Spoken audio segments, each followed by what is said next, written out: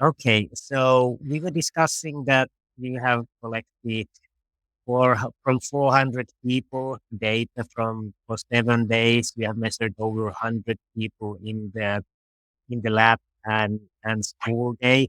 I wanted to ask about the experiences using the Fibion device and the Fibion Sense device. How was the practicalities of data collection? How did you feel like collecting this kind of really large data set with those systems? Mm. I think the Fibion devices is very convenient because it is smaller than the active graph. I think it's more Yeah, thin and because there is no screen, so it won't affect the participants wearing it. I think the data analysis is very simple nowadays if we use the cloud, and it's also because I work together with other personnel, so sometimes we can analyze it within the R yeah, groups, so that will be easy, even more simple to use. yeah. And the Fibion actually is very easy to use because I think it's very simple setting and fully charged, and it can use many long time. For example, in recent study, we measure over 14 days. We vary the Fibion for 14 days, and it's still quite good. The data lost, won't Mm, lose. Yeah. yeah.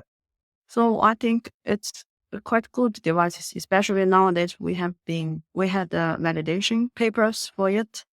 So it Mm, can support the research with strong evidence for the accuracy, measure their energy expenditure and classify the posture. yeah.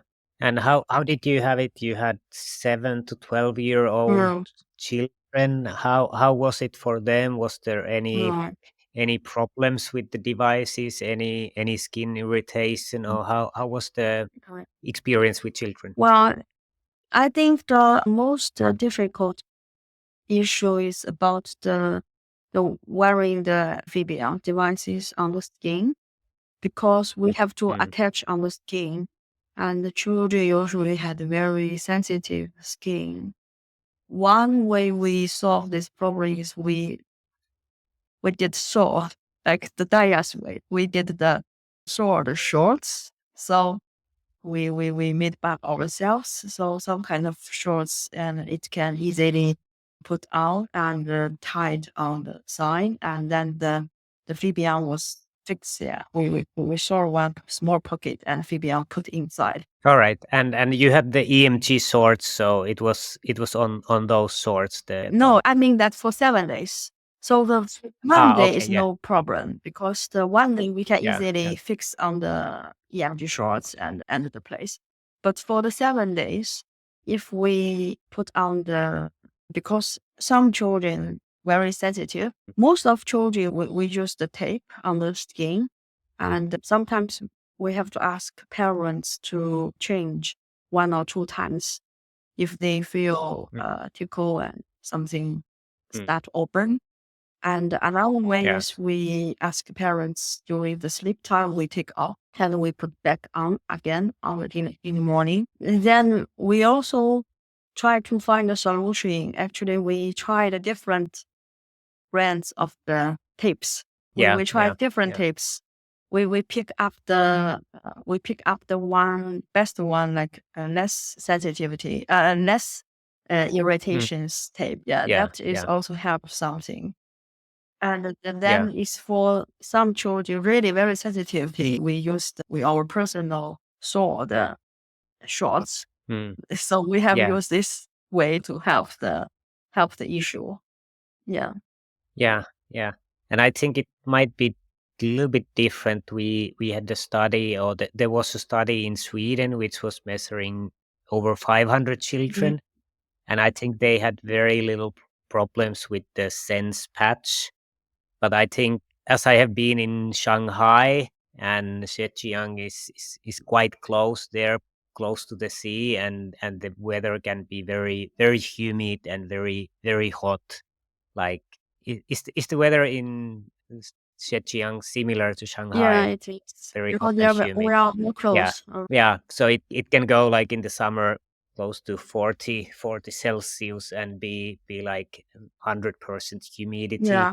So I think that might affect the difficulties, but it's nice to hear that you were making your own shorts Yeah. for the ones that are sensitive, and this is kind of creativity that you need to do as a researcher, that you get the data like you did with the GoPro and this kind of thing, that you're able to collect the data. And did you use the, was it the Chinese brand of the medical adhesive that you used, or was it like 3M Tegaderm, or which one did you find being the best? I think it's the one you just mentioned is three. 3M Tegaderm. Yeah, I think it's that one. Yeah, We yeah. tried a different even with the Chinese brands and others, and I think that will be the best one to use. Yeah, usually we recommend using the Tegaderm. It seems to be very good. I think initially it was developed for that you can protect if you have burn Mhm. injuries. That when you have a burnt skin, you can put it on, and it's protecting from bacteria but still breathing. So it's very good material. Mhm. And how did you use also the Sense device? How did you find the use of the patch that you have, custom patch for the device? You mean the sense? Well, yeah, we measure the sense together with the Fibion in the lab settings, and I think some we also measured in the 1 day school time. But actually, we are not so familiar with the sense, so Okay, we haven't get explored. you haven't Yeah, used we it that haven't much. used it because there's quite many data files can export. Of course, although we have been export everything because previously we haven't used it, so we nowadays only focus on the Fibion and other because we have Yeah, so many data to do, and maybe one day when I have time, then we will start to look at the sense data. yeah, yeah. And how did you find, like, you collected a lot of participant like Mm. mentioned? How did you find the data transfer to computer and then getting the outcome variables, like compared, for example, to Actigraph, where you also have been using? How would you compare these two in convenience and so? Mm. Well, Active Graph they had their own software, and actually their software is too complicated because there is too many settings. The software is much settings. It take longer time than Fibion, and but the Fibion actually is very simple to export the data. And when we export the raw data, we do the cloud analysis. Then but only the one thing is it's take time to upload the data sometimes because if there's a lot of data files, it has to be one by one to upload. I don't know if you already have a lot of data at the same time to upload. But anyway, we do Mm, very manually work. Is we upload one and download one like that. yeah. And then you get the outcome variables, and you said that you've been collaborating with Arto Pesola, and you analyze some of the things in Yeah. R. And I think Arto had been doing the data segmentation, that you can, for example, automatically divide the data to Yeah, yeah, yeah. school time and free time or commute or something. Is it mainly the data segmentation that you do in R then? Yeah, I think not because I have some students, and some of them they haven't used our scripts, so I will recommend they to use the cloud analysis.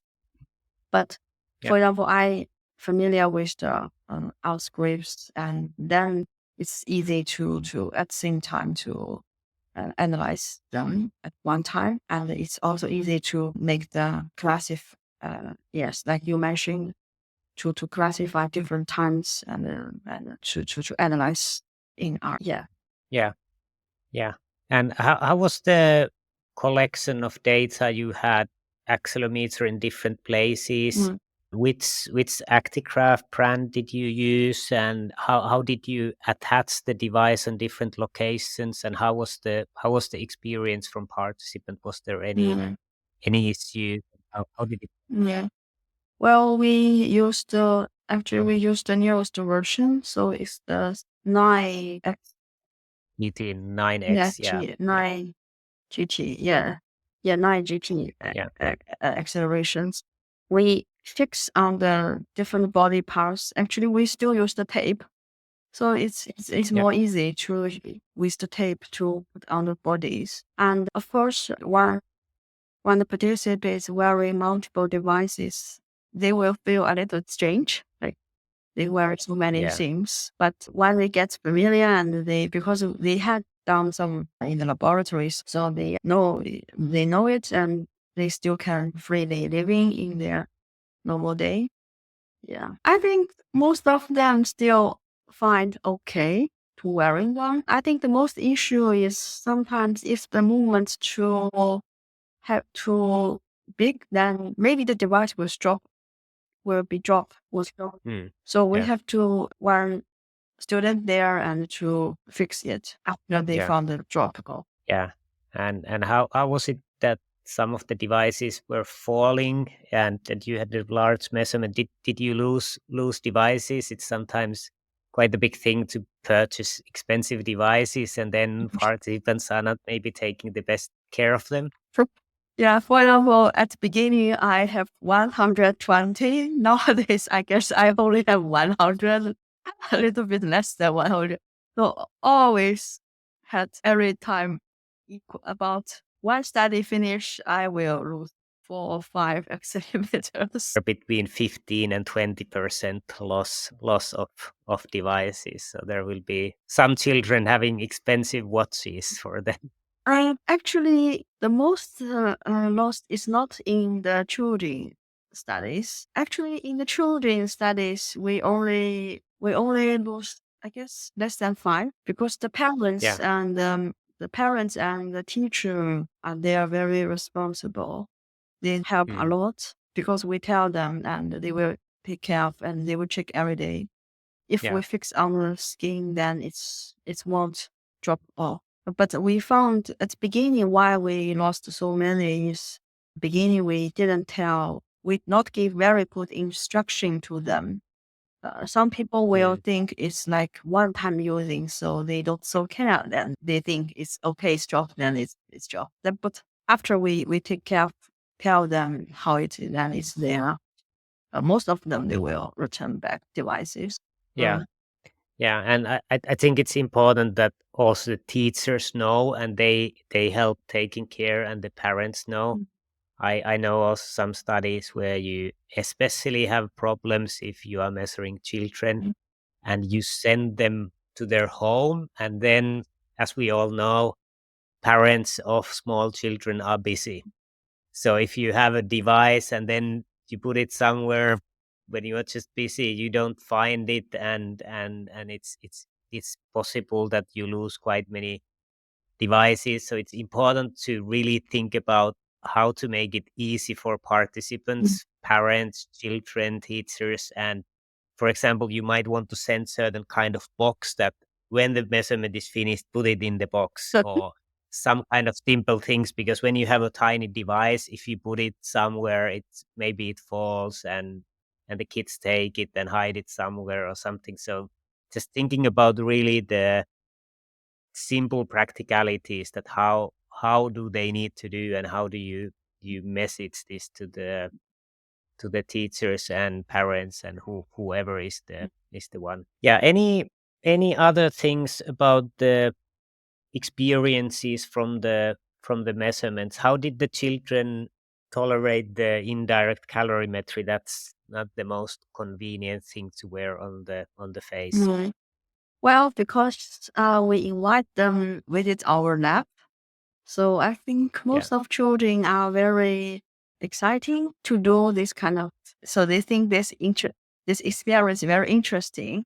So most of them are very happy to do and not so much uncomfortable. Of course, there is some uncomfortable because wearing the mask, but we will provide some food and snacks. So if they want to stop, then we will stop anytime.